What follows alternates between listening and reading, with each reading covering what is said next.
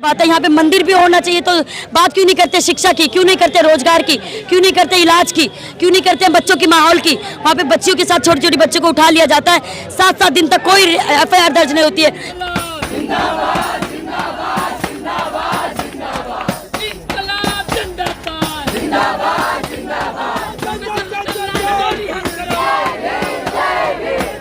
देखिए, ये जो गिरफ्तारी है वो सरासर दिखाता है कि सरकार का जो चरित्र है, जो ब्राह्मणवादी मनुवादी चरित्र है, वो साफ दिखाता है। किस तरीके से लगातार दलित प्रोफेसर हैं, दलित बुद्धिजीवी हैं, उन पे लगातार हमले होते रहे हैं। ये पहला मामला नहीं है, पहले भी हनी बाबू और बाकी लोगों को गिरफ्तारी हुई है। तो हम इसका पुरजोर विरोध करते हैं और मांग करते हैं कि जो तानाशाही है वो ख़त्म होनी चाहिए। Freedom of speech, freedom of expression का जो हमारा अधिकार है उसको छीनना बंद किया जाए। तो ये बहुत ही एकदम से अरेस्ट कर लेना और ये सब दिखाता है, क्योंकि जो रतन लाल जी है वो एक दलित के बहुत बड़े चिंतक रहे हैं और ऐसे में उनकी गिरफ्तारी करना ये दिखाता है कि सरकार चाहती नहीं है कि दलित आगे बढ़े, चाहती नहीं कि दलित आज़ाद हो पाए। जिस तरीके से अभी बुलडोज़र चलाया जा रहा है, CA/NRC लाया जा रहा है, ये दिखाता है कि जिस तरीके से उनका सांप्रदायिक चरित्र रहा है और जो दलित विरोधी चरित्र रहा है वो आज साफ हो गया। ठीक है, ऐसे बहुत सारे MP MLA हैं जो दलितों पे रेप के ऊपर रेपिस्ट को इम्प्यूनिटी के साथ बचाया जाता है। दलित विरोधी, महिला विरोधी कमेंट करते हैं, खुलेआम करते हैं, पार्लियामेंट से करते हैं, बड़े बड़े मंच रामलीला मैदान से करते हैं, तब उन पे कोई गिरफ्तारी नहीं होती है। तो ये साफ है, जो आवाज़ है, जो कौम की आवाज़ है, उसको दबाने की साजिश है। कोई गिरफ्तारी नहीं होनी चाहिए थी।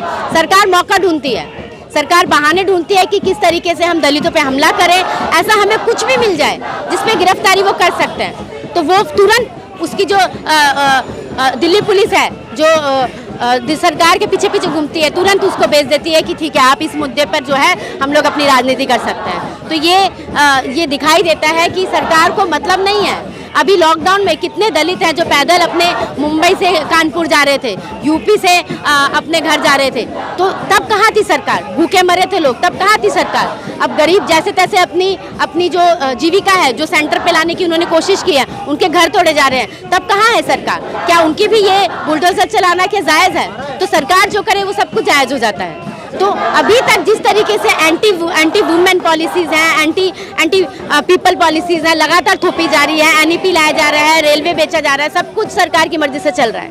तो इस माहौल में हमें साफ दिखाई देता है कि सरकार का पलड़ा किस तरफ है।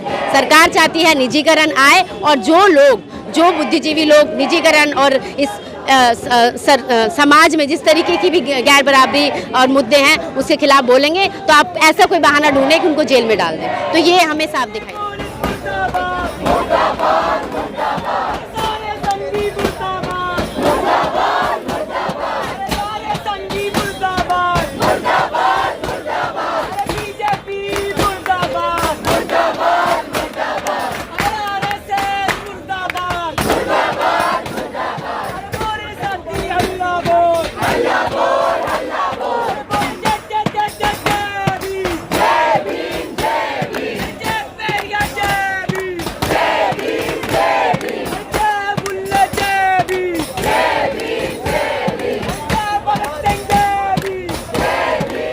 जिस तरीके से सरकार भी आस्था की बात करती है कि हिंदू है तो हिंदू के लिए अच्छे खासे मंदिर बनने चाहिए, लेकिन हिंदू में ही अगर कुछ लोगों को देखा जाए, ज़्यादातर अमीर लोग हैं जो अमीर बनते जा रहे हैं, हिंदू की जो गरीब है उनकी तो बात कोई नहीं करता है। ये आस्था वाली बात अगर कह के सरकार कह रही है तो ये साफ पता चल रहा है कि राजनीति कर रही है और अपने बड़े जो दोस्त हैं जिनकी तलवे चाटती हुई सरकार दिखाई देती है, जो अंडानी अंबानी है, उनके लिए उनका समर्थन उनको दिखाई देता है। हिंदू जो गरीब है उनका समर्थन दिखाई देता हुआ हमें नज़र नहीं आता है। हिंदू में अगर कोई मजदूर है, मजदूरी कोई फैक्ट्री में मजदूरी कर रहा है, उसकी कितनी न्यूनतम मजदूरी है उसकी कोई बात नहीं करेगा। कि अगर वो कई सालों से काम कर रहा है और नया बंदा है, कुछ नहीं आता, उसकी भी न्यूनतम मजदूरी होनी चाहिए, वो भी उनको नहीं मिल रही है। या आनंद पर्वत बहुत बड़ा इलाका है, फैक्ट्री का इंडस्ट्रियल एरिया है, समयपुर बादली में भी बहुत बड़ा फैक्ट्री एरिया और दिल्ली में तमाम जगह पे है, संजय गांधी में, अलग अलग इलाकों में। वहाँ पे मजदूरों के साथ अगर हम बात भी करते हैं ना, तो पता चलता है कि सच में वो हिंदू हो मजदूर या मुसलमान हो मजदूर, उनकी दशा क्या है। उनकी जो न्यूनतम मजदूरी नहीं मिल रही है, मजबूरन 8,000 10,000 की नौकरी कर रहे हैं कई सालों से। 8,000 10,000 में उनको 3,000 4,000 किराया भी देना, बच्चों को भी पढ़ाना। उन हिंदुओं की हालात आज तक देख आज़ाद हो गए हम लोग, लेकिन आज उनकी पैरों में जो बेड़ियाँ पड़ी हैं उनसे आज़ाद नहीं हुए।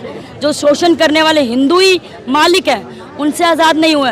जो बाद में जो सरकार यहाँ पे बड़े बड़े NEP लागू कर देती है ना, उन्हीं हिंदुओं से यहाँ पे उनका यहाँ पे एडमिशन नहीं हो पाता है। तो हमें समझ पाए डॉक्टर रतनलाल जी ने ट्वीट किया है, उसके आप समर्थन में अगेंस्ट हैं? देखो, जो भी ट्वीट किया उस पर हम लोग बातचीत कर सकते थे, लेकिन किसी भी तरीके से उनको गिरफ्तारी देना ये बिल्कुल सही नहीं है। ये बिल्कुल सही नहीं है।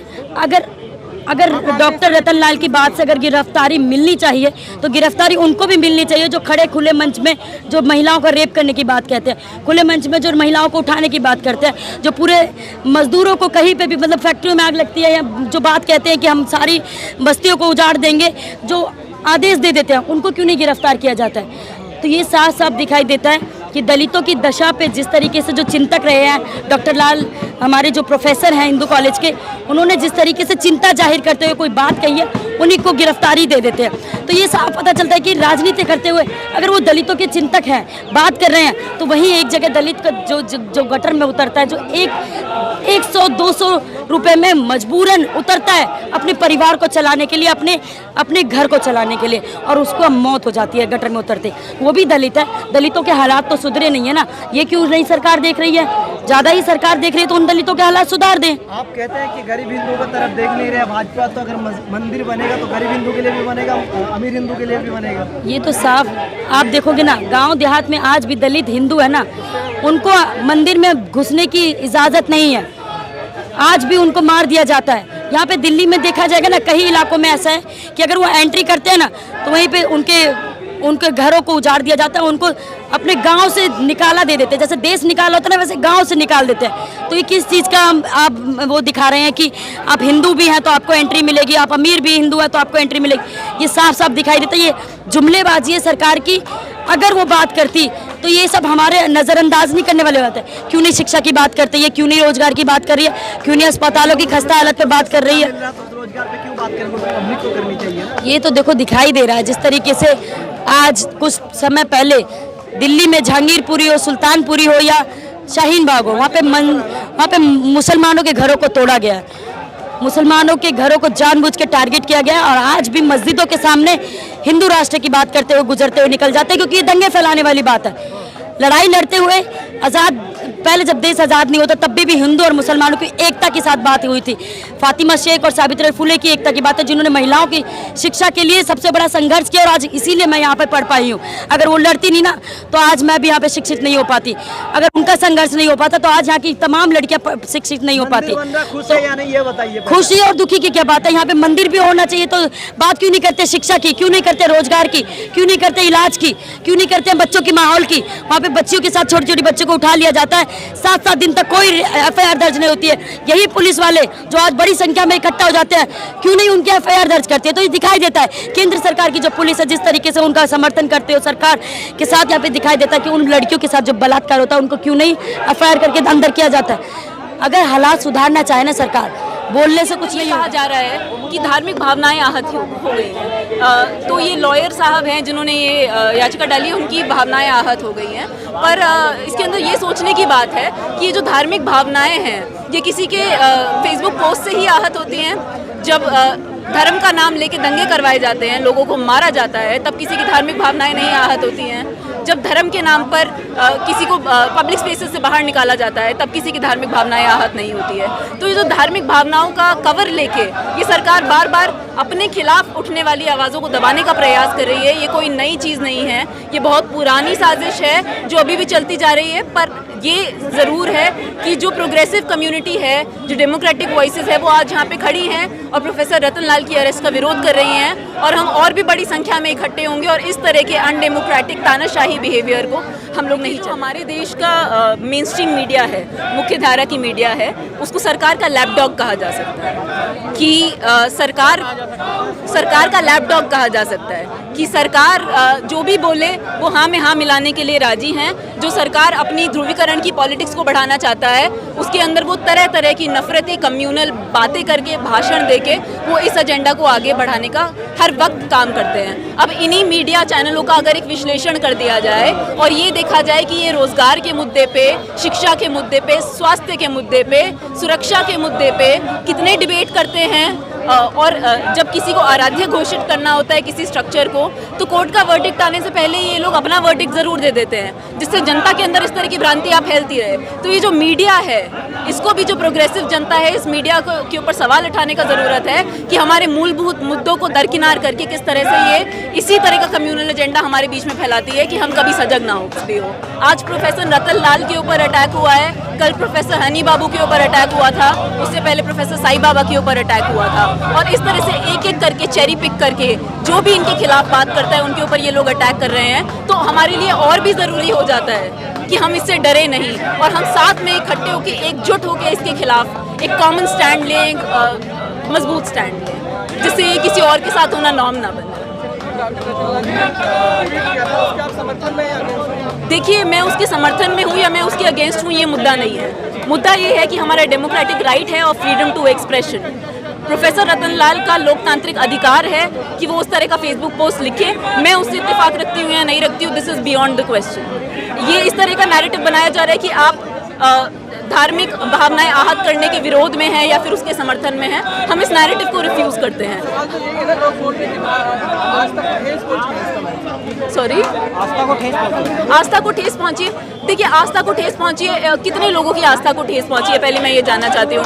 क्या व्यापक जनता जो है, मेहनतकश जनता है इस देश की, वो क्या बैठ के डॉक्टर रतन लाल का फेसबुक पोस्ट ही पढ़ती है जो उसकी धार्मिक भावनाएं उससे इतनी आहत हो जाती हैं? इस देश में तरह तरह की चीज़ें होती हैं जिससे लोगों की भावनाएं आहत होती है। मैं आपको बता दूं, कोरोना लॉकडाउन के अंदर इतने लोग मच्छर मक्खियों की तरह मरने के लिए मजबूर हुए इस व्यवस्था के अंदर। मेरी भी भावनाएं आहत हुई, पर मेरी उन आहत भावनाओं की क्या कोई सुनवाई है इस सरकार के अंदर? इस यूनिवर्सिटी को प्राइवेटाइज किया जा रहा है। इस यूनिवर्सिटी के अंदर पिछले 30 साल से कोई नया कॉलेज नहीं खोला गया है। मेरी भावनाएं आहत होती है। यहाँ पे जनता व्यापक आंदोलन करती है, पर क्या उन भावनाएं आहत होने का कोई भी रिड्रेसिव मैकेनिज्म है इस सरकार के अंदर? तो ऐसा क्यों है कि कुछ विशेष अधिकार प्राप्त लोगों की ही भावनाएं आहत होना एक मुद्दा है जिसको एक एक हफ्ते तक प्राइम टाइम मीडिया के ऊपर डिबेट किया जाएगा? भावनाएं कई तरीकों से आहत होती हैं। जनता आंदोलन के अंदर आंदोलनरत है, पर उनकी आवाज़ों को दबाया जाता है।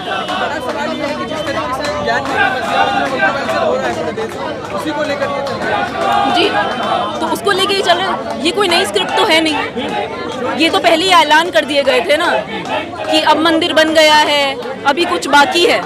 ये ऐलान तो पहले ही कर दिया गया था, तो स्क्रिप्ट तो शायद पहले ही लिख ली गई थी। तो ज्ञान व्यापी मस्जिद है, कल कोई और मस्जिद होगी, कोई और मज़ार होगी, कोई और मंदिर होगा, और हमको लगातार इसी झूठे डिबेट में, इसी झूठी बात के अंदर फंसाए रखा जाएगा, जिससे हमारे मूलभूत मुद्दे कभी सामने ना आ पाएँ, जिससे बड़े स्तर के ऊपर केवल यही बात हो कि हिंदू और मुसलमान अलग है। हम अलग नहीं हैं। मेहनतकश जनता एक है, मेहनतकश जनता का हित एक है। हम सबको अस्पताल चाहिए, हम सबको स्कूल चाहिए, हम सबको रोजगार चाहिए, महिला सुरक्षा चाहिए। तो हमको अलग अलग करने के जो ध्रुवीकरण के प्रयास हैं इस सरकार के, मंदिर के नाम पे, मस्जिद के नाम पे, भगवान के नाम पे, हम इनका पूर्ण रूप से इसे खारिज करते हैं और इसके बरक्स हम अपना जन आंदोलन खड़ा करें। उन दलितों की बात क्यों नहीं कहते हैं जो गटरों में एक 100 रुपए में, 150 रुपए में अपनी जान गंवा देते हैं और उनके परिवार वाले बिलखते रह जाते हैं। उनके परिवार वाले ना पढ़ पाते हैं, ना बच्चे इलाज ले पाते हैं, ना कुछ हो पाता है, मरने को मजबूर होते हैं। वो हिंदू के लिए सरकार क्या कहेगी? उस हिंदू की बात करेगी सरकार? क्या हिंदू, अमीर वाले हिंदू जो अडानी अंबानी उन्हीं की हिंदू की बात कह रही है क्या? और गरीब में जो हिंदू उनकी बात नहीं है? मतलब रोड पे पटरी पे सोने वाला मजदूर है, तुम कहीं पे भी वो बिल्डोजर चला के उनको हटा देते हो, कर देते हो, तो दिखावा है। ये हमें समझना पड़ेगा।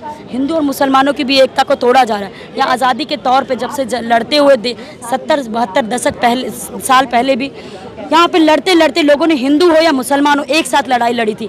मजदूर भी हिंदू हो या मुसलमान हो, एक साथ लड़ाई लड़ी थी। आज सरकार द्वारा ये फूट डाली जा रही है जिस तरीके से पहले अंग्रेजों के टाइम पे डाली जा रही थी कि यहाँ पे हिंदू मुसलमान के विरोध कर दे रहा है, मुसलमान को हिंदू के विरोध किया जा रहा है। ये हमें समझना पड़ेगा। फातिमा शेख और सावित्रीबाई फुले की एकता की ये बात हमें करनी पड़ेगी।